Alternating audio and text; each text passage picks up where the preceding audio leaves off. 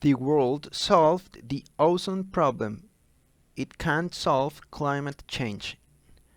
The same tools that fixed the ozone hole, science, innovation, and international action can address it. An article by the NewYorkTimes.com. Nearly 50 years ago, three chemists named Mario Molina, Sherwood Rowland, and Paul Crutzen found evidence that chlorofluorocarbons, chemicals known as CFCs, and released from aerosol sprays, were weakening the ozone layer that functions as the Earth's natural sunscreen, protecting humans, animals, and plants from harmful radiation. The discovery made big news and rattled the public. Aerosol sales dropped dramatically, and despite pushback from the chemical companies that made CFCs, Congress in 1977 added protecting the ozone layer to the Environmental Protection Agency's duties under the Clean Air Act. Not long afterward, the agency determined that the compounds, then widely used in refrigerators, air conditioners, and some industrial processes, posed an even graver threat to the atmosphere than first thought. Soon after, pressure began to build for a pursuit of CFCs in the United States, as well as for an international treaty to find alternatives.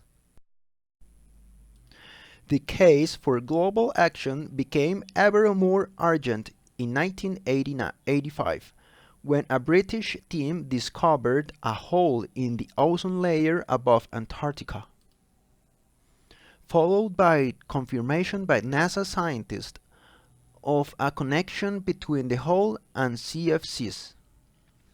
With the rest of the world and even industry on board. The result was the 1987 Montreal Protocol, a landmark agreement banning chlorofluorocarbons and other ozone-depleting chemicals. End of history? Not quite. As it happened, the ozone-friendly replacement for the SFCs, known as hydrofluorocarbons, turned out to be distinctly unfriendly to the climate. So, in 2016, the Montreal signatories reconvened in Kigali, Rwanda, and agreed to amend the original protocol to phase out HFCs and find substitutes more friendly to the atmosphere. The bottom line is that the world, confronted with two dire threats to the Earth's fragile atmosphere, found two planetary responses with positive outcomes. The ozone layer is healing. That's worth remembering as we struggle, often despairingly, to find common ground in the battle against climate change. Compared with the manifold complexities of global warming, dealing with ozone depletion was in fact relatively simple. But the key point is that it happened, and it's worth asking why the world has not responded with similar resolve in dealing with the main global warming gases like carbon dioxide, about which we know a lot for a long time. In 1965, following a report from his Science Advisory Committee, President Lyndon Johnson asked Congress to pass a law curbing carbon dioxide emissions.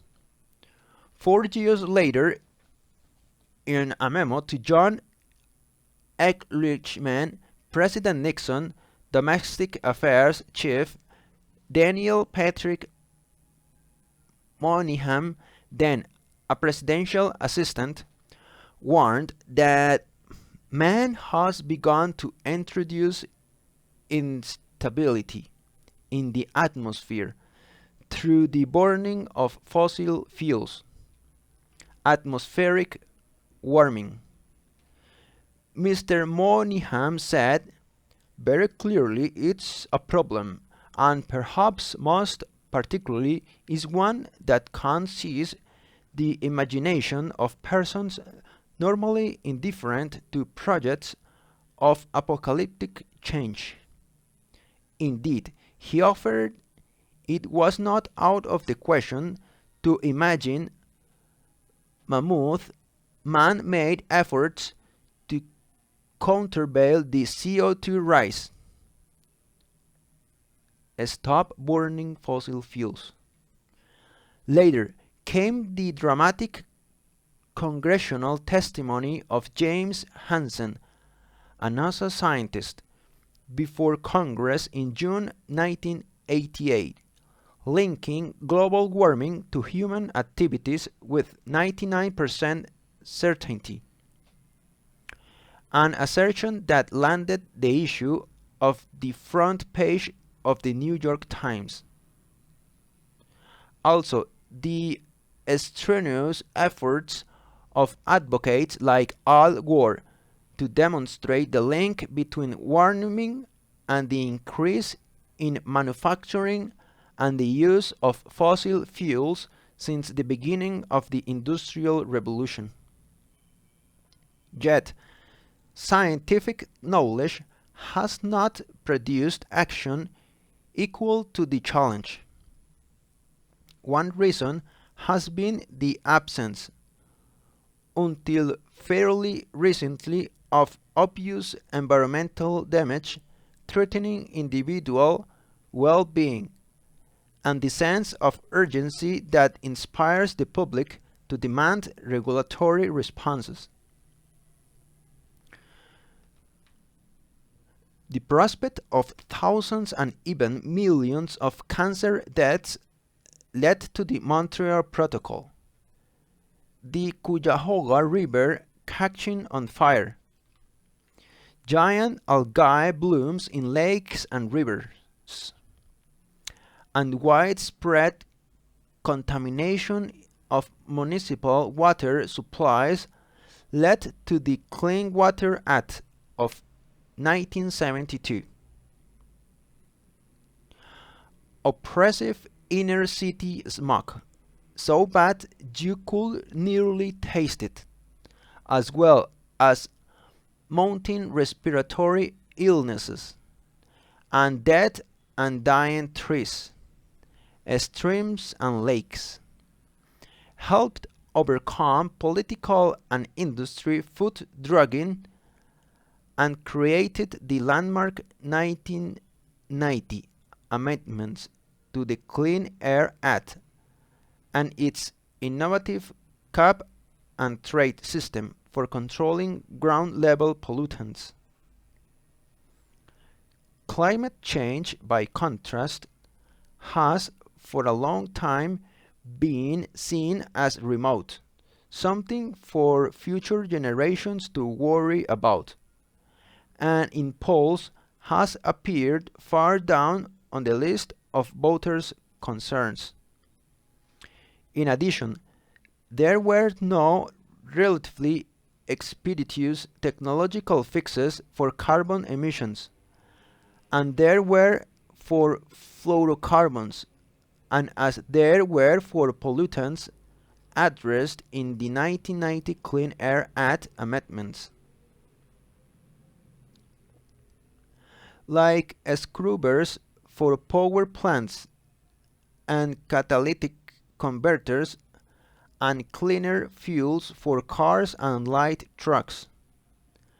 The global warming problem requires a whole suite of fixes, some of them mammoth, as Mr.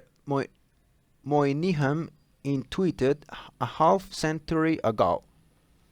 Carbon, free alternatives to produce electricity, an all-electric vehicle fleet, and end to deforestation, climate-friendly agricultural practices, large-scale dietary changes, and quite possibly advanced technologies to draw carbon dioxide out of the atmosphere. Remaining the world economy means turning around a very big ship, not to mention global buy-in. Finally, despite predictable industry warnings of economic ruin, the efforts to protect the ozone layer and clean up the nation's waters and air faced nowhere near the campaign of denial and disinformation mounted by ExxonMobil and other big fossil fuels companies. Companies that knew perfectly well that their products were doing to the atmosphere, to confuse the public about climate change and to derail serious attempts to address them. This cascade of phony science was not the only reason legislation aimed at reducing carbon pollution foundered in Congress. As Bill Clinton and Mr. Gore discovered after signing the Kyoto Protocol in 1997, there was little enthusiasm in either party for a treaty that essentially required America and other industrial nations to do most of the heavy lifting while giving other big emitters, among them China and India, a far easier path. Still, industry's relentless obfuscation played a big role, especially among Tea Party Republicans. Are there reasons now to hope for serious actions? Yes. A trifecta of frightening reports in the last year from the Intergovernmental Panel on Climate Change on the need to act before things spin out of control, on deforestation and other damaging land use practices, on dying reefs and rising sea levels, plus a cascade of natural disasters, including catastrophic wildfires and hurricanes, plus the dramatic drop in the cost of producing carbon-free energy, like wind and solar power, plus well-publicized concerns on the part of every contender of the Democratic presidential nomination, and equally well-publicized efforts by state and local officials to fill the global leadership vacuum left by President Trump. What David Doniger, a climate expert at the Natural Resources Defense Council, calls as one calls a 1-2 punch of irrefutable science an irrefutable experience, has clearly raised public awareness and perforce the political temperature. To all this should be added the experience of Montreal and Kigali, and the catastrophe did not happen. This is an article by the New York Times. Thank you for listening.